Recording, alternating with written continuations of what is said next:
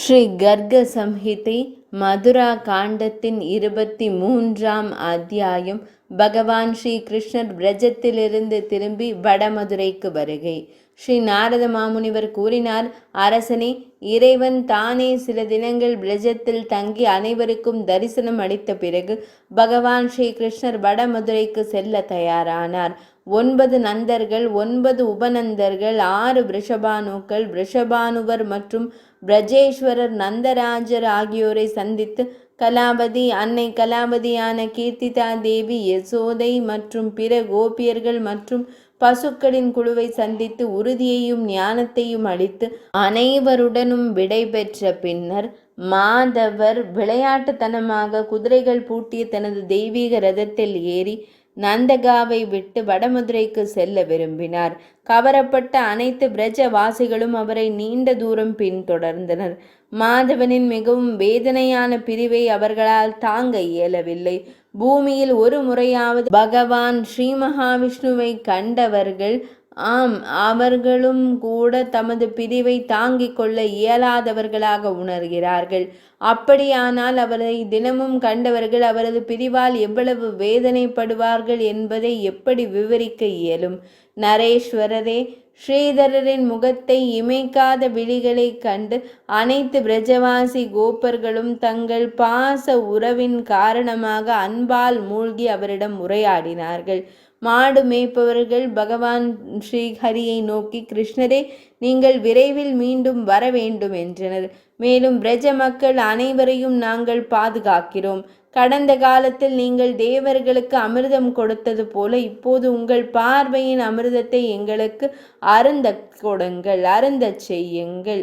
பகவானே, நீங்கள் மட்டுமே எப்போதும் அன்னை யசோதையின் மகிழ்ச்சி, நந்தராஜருக்கு நீங்கள் மிகுந்த மகிழ்ச்சியை தருகிறீர்கள். நீரே செய்பவர், நீரே பிரஜ மக்களின் வாழ்க்கை, நீரே இந்த பிரஜத்தின் பொக்கிஷமாவீர். கோபியர்களின் குலத்தின் விளக்காவீர், வெளிச்சமாவீர். தாங்கள் பெரிய மனிதர்களின் மனதை கூட கவர்பவர். நெருப்பால் எரிக்கப்பட்ட ஒருவர் குளிர்ந்த நீரை கண்டறிவது போல, குளிரால் பாதிக்கப்பட்ட ஒருவர் நெருப்பை கண்டுபிடிப்பது போல, இறந்த ஒருவர் கூட மங்களகரமான அமிர்தத்தை பெற்று உயிர் பெறுவது போல, காய்ச்சலால் பாதிக்கப்பட்ட ஒருவர் பொருத்தமான மருந்தை கண்டறிவது போல, இவர் பிரஜத்தின் அனைவருக்கும் உங்கள் பார்வை மட்டுமே வாழ்க்கை. எனவே நீங்கள் இங்கே வசிக்கிறீர்கள். இதனை குறித்து என்ன கூற வேண்டும்? இந்த ஜென்மத்திலோ அல்லது அதற்கு முந்தைய ஜென்மத்திலோ நாம் செய்த எந்த நல்ல செயல்களின் விளைவாகவும் எங்கள் மனம் எப்போதும் தங்களின் திருவடியில் நிலைத்திருக்கட்டும். தங்களின் பாதங்களில் மனதை நிலைநிறுத்திய பக்தர்கள் எப்போதும் தங்களுக்கு பிரியமானவர்கள். நீங்கள் இயற்கைக்கு அப்பாற்பட்டவர், நிர்குணம், இயற்கை. ஆனால் நீங்கள் உங்கள் பக்தர்களுக்கு சகுனம், தனிப்பட்டவர் ஆகிறீர்கள்.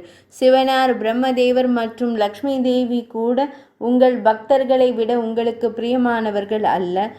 பிரம்மபாதரின் ஆசைகளை விட்டுவிட்டு தங்களை சுயநலமின்றி வணங்கும் ஞானிகள் மட்டுமே அமைதியான மற்றும் முழுமையான மகிழ்ச்சியை அனுபவிக்கிறார்கள். அரசரே என்று நாரத மாமுனிவர் கூறினார்.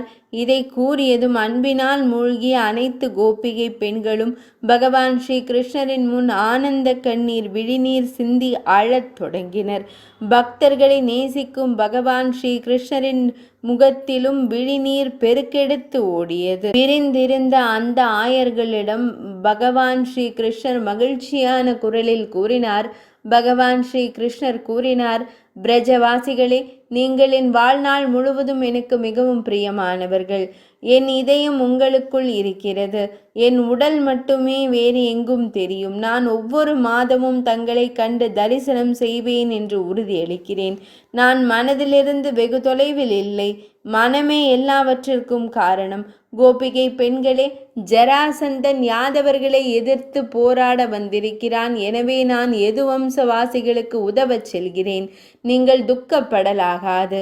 நாரத மாமுனிவர் கூறினார், அரசரே, இந்த வழியில் அவை மாடு மேய்ப்பவர்களுக்கு பல முறை உறுதியளித்த பின்னர் அவர் திரும்பி வந்து நந்த மகாராஜரையும் அன்னை யசோதையையும் வேறொரு தேரில் அமர வைத்தார். ஸ்ரீதாமா மற்றும் பிற நண்பர்களுடன் உத்தவரையும் அழைத்து கொண்டு பகவான் தேரில் ஏறி வடமதுரைக்கு சென்றார். துணிச்சலானவர்.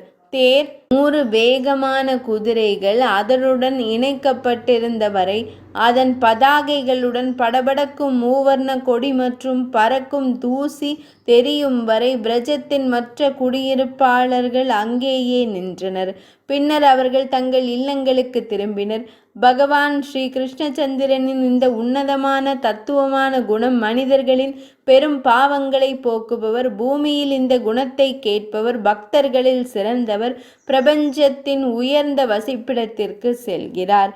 இது ஸ்ரீ கர்க சம்ஹிதையின் ஸ்ரீ மதுரா காண்டத்தில் உள்ள நாரத பகுலாஸ்வ சம்வாதமான உரையாடலில் உருவான பிரஜ யாத்திரையின் சூழலில் பகவான் ஸ்ரீ கிருஷ்ணரின் வருகை என்ற தலைப்பு கொண்ட 23ஆம் அத்தியாயம் இனிதே நிறைவடைந்தது.